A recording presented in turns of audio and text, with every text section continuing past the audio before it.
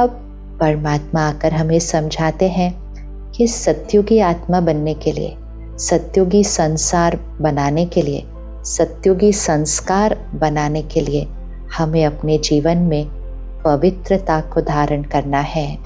तो सर्वप्रथम हम पवित्रता की प्रतिज्ञा करते हैं। इसलिए शिवरात्रि के दिन हम शिवलिंग पर दूध या जल चढ़ाते हैं। तो दूध जल चढ़ाना अर्थात प्रतिज्ञा करना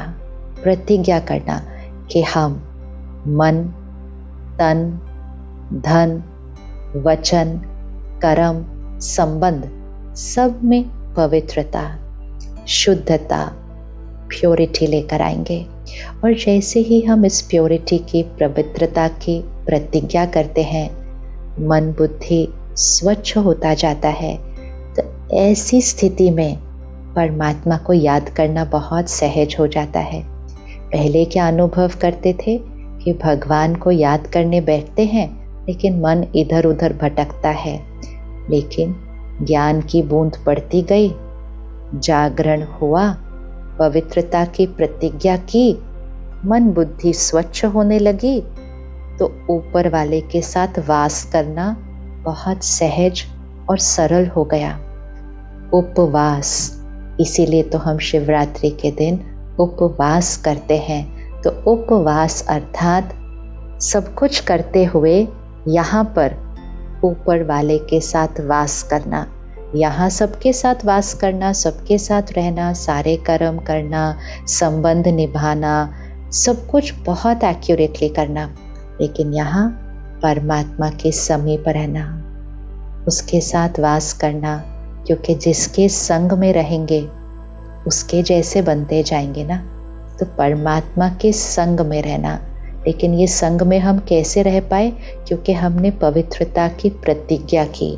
अगर यहाँ इम्प्योरिटी है, अगर हमारा अन्न अशुद्ध है, अगर हमारे मन में मिलावट है, अगर धन हम सही तरीके से नहीं कमाते हैं, तो जब ये पवित्रता नहीं होती है तो हम कितनी भी कोशिश करें भगवान को याद करने की, मन इधर उधर भटकता रहता है। लेकिन पवित्रता की प्रतिज्ञा करने के बाद उपवास करना बहुत ही सहज हो जाता है, स्वाभाविक हो जाता है। भगवान को याद करना नहीं पड़ता, याद नेचुरल रूप में रहती है। और जिसकी याद में रहेंगे, जिसके संग में यह रहेंगे, कर्म करेंगे, लेकिन कर्म योगी होकर करेंगे। तो जिसके संग में रहेंगे फिर उसके जैसे बनते जाएंगे, उसके जैसे बनते जाएंगे। तो हमारी वृत्ति में परिवर्तन आता है। तो उपवास को व्रत करना भी कहा जाता है। तो वृत्ति परिवर्तन हो जाती है। सबसे पहला परिवर्तन तो मैं आत्मा हूँ, और उससे सारे परिवर्तन आने लगते हैं। जब वृत्ति परिवर्तन होती है तो वाणी और कृति ये बदलने लग जाती है, संपूर्ण परिवर्तन आता है। और हमारी सारी जो कमजोरियां हैं, जिनको हम पहले अपनी आदत मानते थे, अपनी नेचर मानते थे, वो कमजोरियां बस ऐसे छूटने लगती हैं कि पता ही नहीं चलता कि मेरी वो आदत कहाँ चली गई, मेरा वो संस्कार कब बदल गया। वही आदत के लिए हम पहले कहते थे ये तो मेरी नेचर है, ये नहीं चेंज हो सकती। लेकिन वो बहुत सहज, बहुत इजी रीति से, पता ही नहीं चलता कब चेंज हो जाती है। तो हम शिवरात्रि के दिन शिवलिंग पर, शिव जी पर क्या चढ़ाते हैं? अख का फूल, दतुरा का फूल।